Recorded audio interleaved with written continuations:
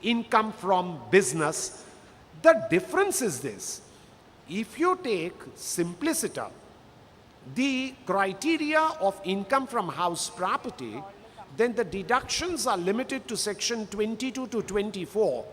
While if you treat it under the category of income from business, you would be entitled to all necessary deductions and permissible points. Therefore, this is one way in which in renting of property, if you want to get additional benefits, the need to bifurcate the agreement, give some services of cleanliness, maintenance, car parking, security, other upkeep and benefits of sweeping, and you can get it within the parameters of income from property.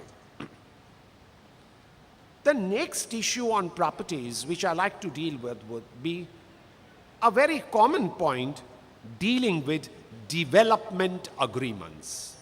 See, nowadays there are properties.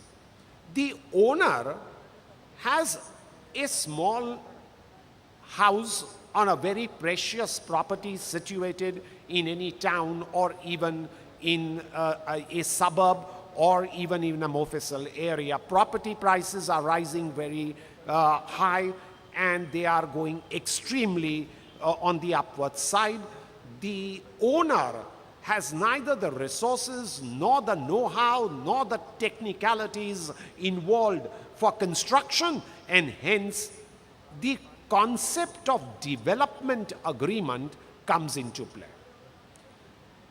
In a development agreement, what happens is the owner enters into an agreement with the developer. The developer enters the property, does construction on the property, and thereafter there are three alternatives. He may pay the owner the money, he may give some flats, or he may give flats plus monetary consideration to the owner. Question arises, at what point of time the development agreement is coming into force? What point of time property is transferred? What point of time the developer can enforce his right? And when the owner gets in exchange certain flats, when is the amount taxable? In a recent tribunal decision, I went through a lot of judgments, but I found this a very classic decision. The Hyderabad Tribunal, recently in the case of CIT versus Dr. Maya Shenoy, which is reported in 124 TTJ, page 692, the Hyderabad Tribunal analyzed this entire situation in a very perfect manner. I would therefore like to dwell with Maya Shenoy's facts of the case laid down by the Hyderabad Tribunal in 124 TTJ, page 692. In this case, Dr. Maya Shenoy had purchased a plot of land in 1990. She owned a house on that plot. The prices of property rose phenomenally. She wanted therefore to sell, but she thought of an idea of developing the property and therefore entered into an agreement with a developer. A developing agreement was entered into in which the condition was that on construction of the building, the developer would hand over 45%, that is 4.5 flats, which are situated in the entire property. The condition was that the assessee should demolish the property, give vacant land, and development would start. The developer entered into the agreement, the building was demolished and constructed a building, and the developer handed over 4 flats to the assessee.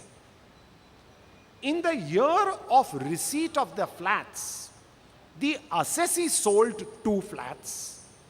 she offered in her return of income long-term capital gains on the 2 flats. The assessing officer said that no, the sale of the flat took place immediately, therefore, this is short-term capital gains. The assessee's contention was that no, I have been owning this land for so many years, therefore it is long-term capital gains, and therefore what I have sold is the flat being pregnated to the land, and since land is pregnated to the flat, the issue is long-term capital gains. The CIT disallowed it. The matter came up before the tribunal. In this case, the tribunal took a totally different stand, laid down the parameters, which in my opinion are the correct parameters. The first point which the case lays down is that you must first see the nature of a development agreement. What is the nature of a development agreement? A development agreement is not a sale agreement. Please note this very important point. A development agreement is not a sale agreement. It is an agreement of exchange. Section 2, subsection 47, which defines the word transfer, in the definition of the word transfer, has the word, apart from extinguishment, etc., exchange. Therefore, in a development agreement, the nature of the transaction is exchange. This is the first point to be noted. The second point, the tribunal said that you have in a development agreement to segregate the various issues. What is the first issue? The first stage is when the owner of the property hands over and enters into an agreement of development. In entering into a development agreement, the first stage is that the land is given to the developer. That is the first stage. The tribunal said that, see, if the developer gets the possession of the land, at that point of time, transfer takes place. So the second issue in development agreement, which I'm putting forward to you as a proposition, is that in a development agreement, it is the possession of the land which goes to the developer, which is the triggering point to start the transfer. So the transfer takes place when the developer assumes the right to the property. So the tribunal said that the first category of transaction, when the owner gives the land to the developer, at that point of time, there is transfer of land, long-term capital gains would arise qua that transfer, subject to the benefit of indexation. This is the first issue. The second issue, when the developer develops the building and hands over the flats to the owner of the building, then the tribunal said that at that point of time, the nature of the right which crystallizes and arises in a development agreement is that development agreement is an executory agreement. Executory means in futuro, which means when you enter a development agreement, in future you are ready to execute it and receive in exchange for the land the various flats. Now, the tribunal said that when flats are received, it is an exchange. It is a transfer. Therefore, on receipt of the flats, if they are sold within 3 years, then it would be short-term capital gains.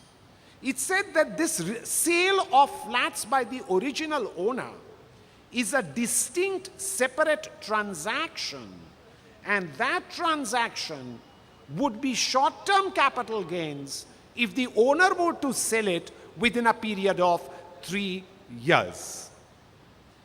The third issue which arises and the proposition given is that, see, the argument given is, in a development agreement,